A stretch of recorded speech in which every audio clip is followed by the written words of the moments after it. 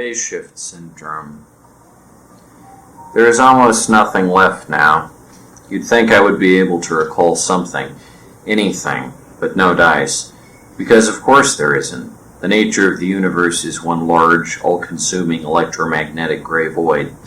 I sit in the void, look at my hands, try to remember where I came from and why I'm here. Nothing left. Only the white noise and the fog rolling in over my sclera. Scant time to remember the world as it once was. There were people, other people just like me. Try to see their eyes in the darkness. No dice. It is a calm summer night in the suburban sprawl, and I'm walking home from a concert. Cars pass me by on the right. I'm going to get run over. Most of them are coming from the new shopping complex that was just installed about 3 miles out. Some of them turn into the cul-de-sac, while others race on toward the city. I've never been to the city in my life. I should visit sometime. Might be fun. I could make a day out of it. Right now, however, my head is still throbbing from the overpriced tickets and the lousy stereo system, feet all stomping in unison, and the guy who asked me if I would take a picture with him sticking his tongue out of his green lizard mouth. I don't know why I go to these venues. Maybe I'm a masochist, or maybe it all boils down to simple boredom. The sun is clearing the horizon, and everything is viewed through a purple kaleidoscope held by a mad jester who points in my face and laughs. To my right is the boulevard of broken dreams, long, arduous, filled with traffic, headlights piled upon headlights, and on the left of this narrow strip, there's a 10-foot-tall fence that surrounds a gated community.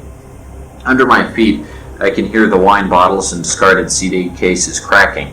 It's one of those evenings that really makes you want to get home as soon as possible. Reminds you that the world is a chaotic place and you're always open to the next thing. As if this isn't enough, the heavens pour, and the street is abruptly drenched. This narrow strip is like a bowling alley. You slip on it too easily and your leg get crushed by the wheels of an oncoming semi.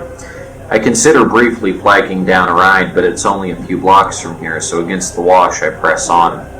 The drops speed up and they grow in size, and looking for shelter I find refuge in a dead-end alley. It seems familiar to me, although I'm sure that despite being under a mile from my home, I've never been here. Something about the arrangement of the pipes, or maybe it's the stack of boxes that are decomposing slowly in a fresh puddle. Maybe it's the smell of the place, a smell that is simultaneously acrid and pungent, one of old rusty Coke bottles and empty promises. In a small opening directly to my left that measures maybe 2 feet from side to side and stretches back into darkness, an alley within an alley, I catch sight of a man wearing a suit. He looks as if he came from a business meeting, but now he crouches here on a precipice, holding himself up and cocking his head back, filling every orifice with rainwater that filters among the turrets and gates above. Suddenly he turns away from the night and focuses on me instead. From his vantage point, I can only be seen between 2 walls with a puzzled expression on my face. His hair is as wet as mine, in strands it falls down, ruining his clothes and covering his fingers in a thick coat of second-hand residue. For over a minute we lock eyes and stare at each other, musing as one over the strange predicament we find ourselves in. He pulls something from his pocket, a flashlight. He points it directly at me. It fills my field of vision and the night vanishes, replaced by a blinding, searing rash. I flinch and step back from the opening. He remains expressionless, saying nothing, but knowing all, and I am caught in his field, a foreign intruder dabbling in a private club. He makes it well known that my presence will not be accepted here. He stands, and as I run back down the alley to the street, shielding myself off from that piercing glow all the while, he follows instead and leaves his secluded recess, all the while training the light directly onto me. I run for what feels like a week, my shoes wearing out. Need to buy new ones when I get the opportunity, but right now this concrete tightrope is all that separates me from the man with light. Need to reach the park. Can't scramble up this pile of monumental granite. Can't risk walking into oncoming traffic. Gutter is full of mud that flows and oozes along in little rivulets. Need to reach the park. Need to run. I am at a casual social gathering, arranged by some of my friends who have a warped sense of humor. Some kind of music is coming from the speakers, but I don't recognize it. It isn't the kind of music that would liven up an occasion. It's melancholy and distant.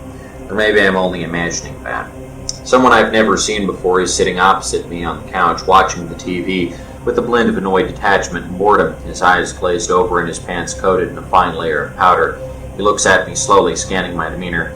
The light is low in the room, and we're surrounded by small islands of conversation, none of which I can make out. The stranger's face is lit by a yellow hue. I can't identify the source of said ambient discoloration, but it distorts his features and adds perspective and depth to them. There's a cinematic quality to it. Phase shift, he says. I've seen it before. Keeps you going. Some dread it. My advice is to enjoy it while it lasts. After this, you won't have much to subsist on.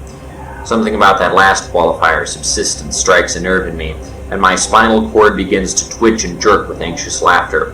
The party is wonderful, and although it's lit like a funeral, we all engage in unbridled reverie long into the night. It's midday, and the sun is hot. Coming in through the windows at 110 degrees, I mop my brow as my sweat collects and pours down my face in little rivers and eddies. My coworker is monitoring the ice cream machine. She doesn't notice that there's blood in the mixer. I don't bother telling her that. It would ruin the mood, and why ruin the mood when you're dedicated, adherent to the brand? The door makes an electronically generated chime, and my coworker drops the ice cream cone to take care of the order of an elderly gentleman with salt and pepper hair and a tweed suit. I rush over to the ice cream machine and stick my hand under it, gathering the blood, watching it slowly come out in the shape of the funnel. And sometimes it mixes itself into the frozen treat, and other times it doesn't, but it's always there. I look around the main dining area, tables and stools all empty except for one couple away in the corner. He's telling her about something, throwing his hands around and devouring a sandwich like a carcass. She's looking at her phone and isn't paying any attention. Who can pay attention during this record-setting heat wave? Who can ignore the dead air, the still silence, the prismatic refraction of the window? Whoever could has more restraint than I knew was feasible. I taste some of the mess. It tastes like when you cut your fingers open and you think about what you're made of, how this fluid is the substance of life. It tastes just like that. My associate doesn't notice. She goes on, clutching the clipboard where she records the gentleman's order and smiling that artificial smile with the pre-programmed routine. Doesn't she see that I'm tampering with her product, getting my sticky fingers into everything, breaking company policy? What can she see, and how much of it is true? Useless hypotheticals, every last one of them an exercise in futility. It's too hot in here, too clean in here. The floor is mopped every hour on the hour, and the bathrooms are held to a standard lest the health inspector make his monthly visit. Finds that the fryer has been coated in dead flies. I saw them once. They were gathered back there like something from a dream, their bodies in front of the bubbling grease. Blocked it off with a tube of foil, probably still reproducing. Wings buzzing, larvae hatching. And I wonder where this blood comes from, but I have no time to process this quandary because it's so hot outside. You could fry an egg on the sidewalk, so I shovel the mixture into my gaping maw, taking shovelfuls of it into me, trying to create equilibrium between my internal systems and the external world, cruel and sloppy mess. It is the restaurant at noon. My coworker turns around from the elderly gentleman and notices that the ice cream machine is working on its own. Ice cream is going to waste, falling through the slats and gallons. There isn't any blood. She tries moving the handle to the off position, but something is blocking it. She puts her hands through me, finally smacks the machine, and calls her supervisor. He'll call a repairman. He'll be here tonight. She goes back over to the gentleman and apologizes, then resumes taking the order. The ice cream keeps dripping down. Its formula has been diluted, and the tank up top has halted the freezing process. I blink twice, and as I do, the couple fades out, and then my coworker fades out. There is blood on my hands, and I am standing in an empty restaurant next to a cold humming automaton. The tiles below my feet are hard. I look up at the other equipment and smile softly. This is how things have gone. This is how far things have come. It is early morning, and your ears are filled with a strange Cyrillic ballad. Out of habit, you reach up toward your ears to remove your headphones, but find you're not wearing any. The Russian stands out like newsprint on a dawn that could have come from a late 18th century painting. The sidewalks are idyllic, devoid of pedestrians, and the trees are dripping with fresh dew from the night before, when the rain came down in torrents and blanketed the street. It was another world out there last night, an archaic pit of tension, and if you had stepped out into it, then you would have been sucked away by the howling winds. But for the moment, everything is calm, and the orange hues of the world develop their vibrance, while far away on the horizon, the storm clouds recede into nothing. The Russian synths continue pounding into your head against all odds. You're lying face up on your bed, staring up at the ceiling. The fan rotates softly, casting each part of the room into shadow at predetermined intervals. Down the hall, one light can be seen. You breathe in sharply. Your lips make a hissing noise. Your heart is flipping. Just had a terrible dream. Your belongings are cast into a nocturnal ambience, and you find it difficult to move your head. You're tired, still tired despite getting at least a few hours of sleep. You need rest. You grip the sheets beneath you with fingers like rakes, then let them go, in and out. And all the while the fan rotates, a wheel on bearings connected to wiring that stretches down to the fuse box, downstairs where you don't go. The door calls you, it's large and empty, and there's a flight of stairs leading down to it. Something is down there. You don't know what, but you do know it's there. Outside, you hear only the lonely motor of a faraway truck as it ambles its way down grassy roads. There are no stars tonight, though the clouds have made their presence known in full force. These are dark clouds. They cover the sky and blot out the moon, behemoths of vapor and confusion, each the size of a city, and each watching you intently, staring into your window. There's something downstairs where you don't go anymore. It stretches its fingers out, curls them nimbly around the edge. You want to get out, maybe climb through the window and break your ankles on the field below, even if it means for one short minute breathing the fresh meadow air, escape this room and escape the fan that mockingly rotates like the tip of an umbrella. It appears to unscrew, to become unstable, as if at any moment it could fall and hit you in the face and you wouldn't be able to do anything because it can't lift your head. You had an exhausting day at work. The fan spins faster, but none of the air reaches you enough to cool your brow. Your eyes are bloodshot and your hair is sticking to your face. And from the hallway you can hear footsteps. Not footsteps really, only a hollow imitation of what a jackal during the last days of life on Earth might think footsteps sounded like. From the stairs they continue on. The light in the hall extinguishes itself and you're left with only those clouds to see by. They gather. As the noise deepens and echoes, the clouds give way. A barrel of thunder roars as the ferns and mosses are pelted by a ceaseless liquid. It is not water, it smells of raw meat. The stench reaches your nostrils and you want to vomit, but your stomach isn't operative. The footsteps are drowned out by the storm. The fan slows itself, then crawls to a stop. Finally, the blades rest, having made peace with themselves as the vile cumuli drop their carcasses and spatter over all. And then, as your heart throbs and your teeth clench together, you see him. He is what's in your house. He is what called you from downstairs where you don't go anymore. He grasps at the edge of the aperture and pushes the door open ever wider, standing there and saying nothing, only breathing in and out, while outside your tools and property washes away in flood of liquid, a deep scarlet liquid that only continues to seep into the drains and levees. His eyes glow, although there is no light source. His smile widens, and his suit is light brown, and his tie has some sort of arcane pattern on it. His trousers are smooth and creaseless. And then comes the lightning, and you see for the first time that he is a generic man, one whose accolades do not satisfy him, and whose progress earns him no recognition. A plain man, who hides in alleyway detours with his flashlight when the rain pours down and peripheral vision is limited, waiting and watching. He pulls his device once more from his left pocket, tosses it from his left hand to his right hand as if it were a toy, which it is really, and points it at you. There is nothing but searing pain gripping you limb from limb, organs disintegrating into rot, eyes burned to cinders in their sockets. I'm back at the party, though the esoteric guide I encountered earlier is gone. In his place I see a gothic erudite taking a long drag on a cigarette. I wave my hand in front of her face and she says nothing, keeping her eyes locked onto the television, where a panel of 5 judges in gaudy attire press red buttons and the studio audience screams. She puts her hand before her mouth and yawns. She's seen this before. She's seen all of it before. She's been to 5 parties in the local area and all of them bore her, each one more predictable than the last.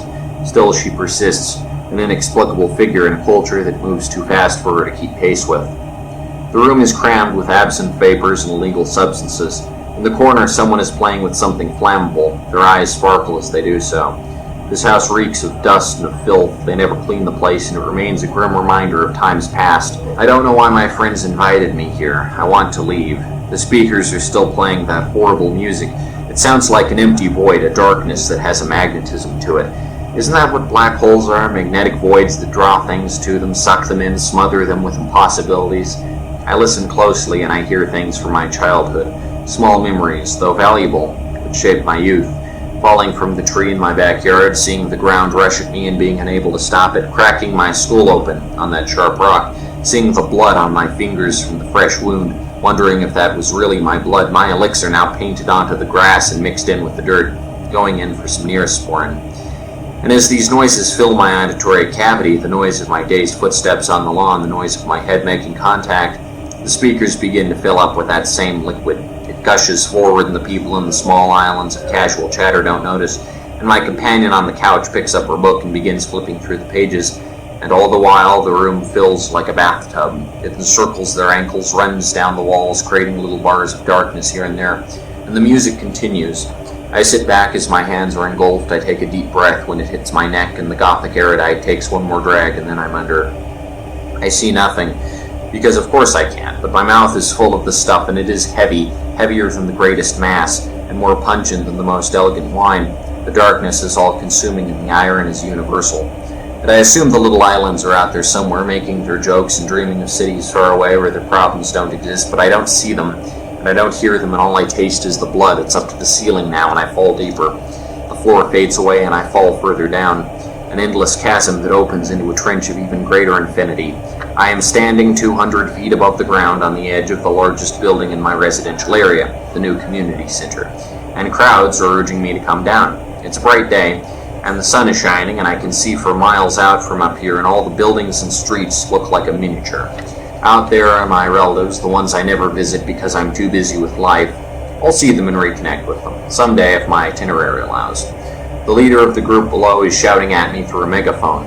Law enforcement arrives on the west side of the parking lot, sirens blaring. I stare straight forward, and then my foot slips on a discarded bottle of tequila. The year is 1994, and I am sitting out in the yard, my fingers wet and sticky. It's expansive, this lawn, a world of green rolling parapets and mud holes, and I've spent as much of the summer as I can out here, bored and alone, making intricate details and scenarios up in my head, which I'll relate to my friends once school is back in session. Today is the first time in a long time I've felt real pain, first time since I sliced my thumb open trying to cut the vegetables. And then it had only been a thin slice, a scar that left after a week. Now my head is foggy and my hands are fading in and out, and everywhere I'm seeing red. My senses are cutting through briefly like a radio transmission, a little too far in one direction on the dial. I try to get up, but my feet won't let me. My head is throbbing and aching, and my legs are weak corn stalks that can't support my weight. I look up at the sky, lie back, and try to make the most of the beautiful day. There are birds pollinating the flowers, a new row of chrysanthemums to my right, each whose roots stretch into a healthy pile of soil. They suck nourishment from the earth. I'm providing them with nourishment right now, I think. Iron. I chuckle at this, my final imagined scenario, my last parting gift to the summer, while ants curiously poke around my neck and the sky becomes crimson. It darkens to a deep pomegranate, and then it winks out. It's late in the day, and your co-worker is looking at you with a mixture of confusion and terror. The elderly gentleman points at you, covers his eyes, and runs out. You're coughing something up. You don't need to be told what, you know what it is, but she tells you anyway. You're leaning against the ice cream machine, and you find it difficult to walk. She hauls you over to one of the tables and runs her fingers through her hair, weighing the alternatives. Finally, she crosses over to the desk and calls the paramedics. The ice cream machine produces only delicious, pure ice cream. It dribbles from your lips and collects on the table. She comes over with a few napkins to wipe it up, and heads back to the supply closet for some bleach. Her efforts are in vain. The more she mops up with a rag, the more gushes from your maw like Old Faithful. She pats you on the shoulder, slaps you in the face when you don't respond, and only gaze out the window with those glazed Clara. Tells you to hold on, that they're on the way, and she'll even ask the manager to give you a week off. You try to thank her, but can't process your words. The sun beats down on you. You're hotter now maybe than you've ever been. The table is a metal skillet, and you're frying. I'm standing near the entrance to the flight of stairs that leads to the infinite darkness. I think a minute earlier I was washing the dishes. There's a bowl in my hand. I was going to the dish cabinet when I heard the darkness calling. It starts first as something in my chest, a resonance that I can tune into if I concentrate hard enough. Why would I want to concentrate? As the foot of the stairs consumes my thoughts, I am reminded of the imp of the perverse and how it leads the hapless to their deaths and convictions. In village squares and at great heights, festivals and events, and of course when opportunity arises, the imp will make itself known. The darkness pulses. I don't go down there anymore. Still, the imp scratches at my ankles. My foot moves forward once. I try putting it back, but I am pulled forward into the chasm. There is a thread of tangible proportions and qualities waiting for me in the abstract room without end. It is not the apprehension of potential danger that reviles me, but the certainty of absolute danger. Closer, it says. The bowl drops from my fingers and shatters into 100 little pieces, some of which roll down the stairs in an elaborate pattern. I step onto them, My feet are sliced open by the ceramic shards, but I feel nothing because the hum of the void is greater than my sensory perception.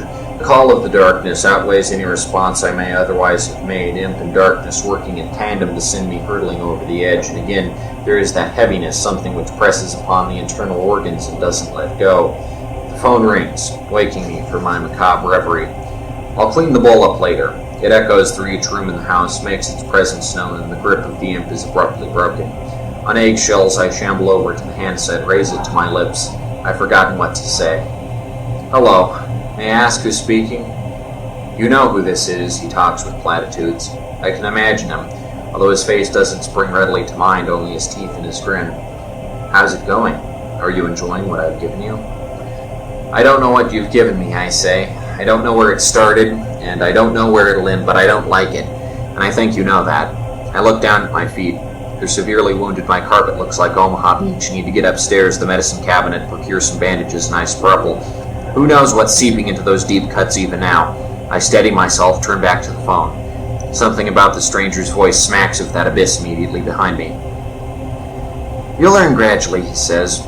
It starts out slowly, softly. You're here, and you remember where you came from and how you got there. But as you realign, you don't understand it so much. Think of it like a web, an interconnected map of points and events, and everything leads to something else. They all have common boundaries, something that holds them together. I've given you something worthwhile, friend, the power of exclusivity, of detachment. I've cut you loose. You were a balloon mired in a deep layer of rock, and I broke your string. Now you're floating away. It's exhilarating. It might be painful, but pain is only another reminder that we're alive. Have fun. And like that, the line goes dead, and I gently place the handset back where it belongs. I can't walk on my feet anymore. The blood is dried, and there are shards everywhere. I get down on my knees, try using my hands instead. I approach the bathroom. It's only at the end of the hall. I can get some bandages, wrap them around, and clean up the mess. I hear water running. I didn't turn any faucets on today. Only a few more yards. Just a short distance. My arms are tired, though. My legs are tired of running and jumping and exerting themselves. I feel the softness of the carpet and think about how nice it would be to lie down here, to go deeper into sleep, into the abyss. It is midday, around noon, going by the position of the sun, and you're sitting on the sandy banks of a river. Well, you know the river, have seen it on your commute. This section of it is foreign to you. Across the river, someone stands against the wall atop a pile of rubble staring directly at the concrete. They don't look at you, nor do they move. Behind you on the trail, which winds lazily alongside the creek, a beggar sits in a vacant stretch over an empty bottle. You look at him and he looks back. He waves and smiles, then returns to the bottle. He's studying it, turning it over and over again, trying to find some greater purpose in it. You look back across the river, and the person or thing who had been staring at the wall is gone. Only the endless tide and ebb, and the wind among the cattails. It's the night this started, and I'm at the venue, the event of the season according to all the flyers I saw hung up in the laundromat a week ago.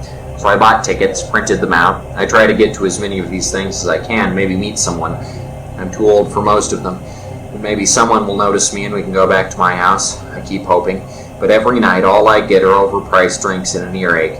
Blistering music and blistering caricatures. From the walls, every oversaturated chord makes its presence known. The luminescent headbands and shoes overwhelm my eyes and ears. There is too much here. Someone picks me up, throws me head over heels into a mosh pit. I find myself amidst a frenzy of arms and legs, flesh and blood writhing in unison, one chaotic amalgam. I attempt to wrench myself from it, but the party don't stop and the band plays on. Something is shouted from the front of the room.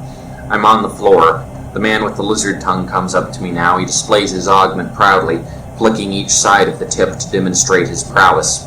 I wince and he leans over, points at his phone and asks if I'll take a photo with him, says he likes my style and maybe we could go to his hotel room for some drinks. Says he's the manager for one of the bands performing tonight, that this is their last day here, but he'd like to maybe get some action before their tour bus ships out.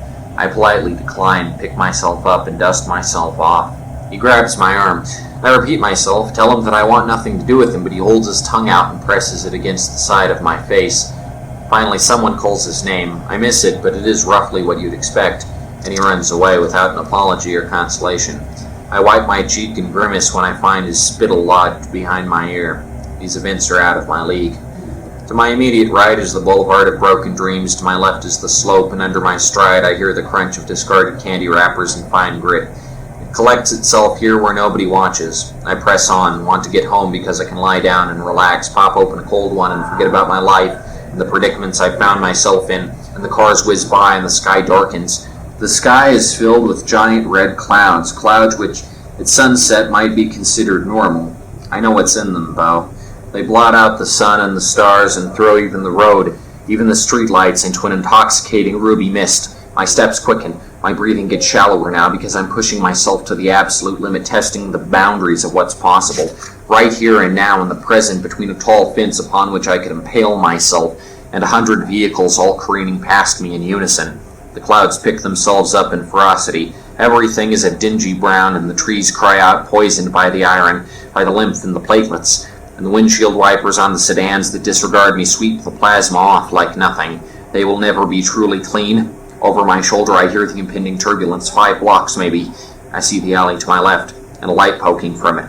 I pay both it and the light no mind. My legs want to give out, but they continue. It's mind over matter now. It's getting harder to breathe in this atmosphere. My lungs are desperate to inhale and to choke on something that nourishes me. No oxygen here. At home, though, it'll all be over. Need to get there. Find some sense of resolution, of facade, of conclusion. Even if there is none, I need to finish this sequence intact and whole.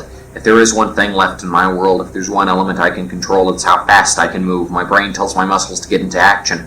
I reach the park. How long ago was it that I found myself here following the same order of events? Time is irrelevant.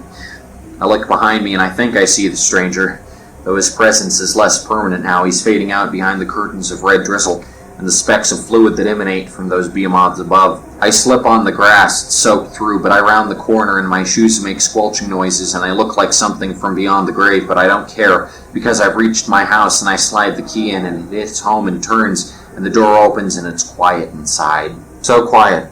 No more storms, no more sense of apprehension. I'm dripping all over the carpet. I go and sit down in the armchair and catch my breath. Air in here is pure and clean. Only the ticking of the clock and the gentle settling of the floorboards. I stare straight ahead at the door and wait for my friend to arrive, but nothing comes. Outside there are noises of night, real night, serene and quiet and peaceful. And with my thoughts collected, I doze off, falling deeper, deeper into an ocean, a red ocean which gives way to a field of static. I am ensconced within a field of static, the known universe. I would miss the people and places I knew before if I could remember them, but I cannot remember what never existed. I sit here. I don't know if this is the end, or if there will be something after. It is possible, although I feel this state of being has some poetic finality to it. There is nothing beyond the void. I have crossed through the abyss and found the other side, and now I exist at all times and in all places and at nothing. This is the end of an inevitable process.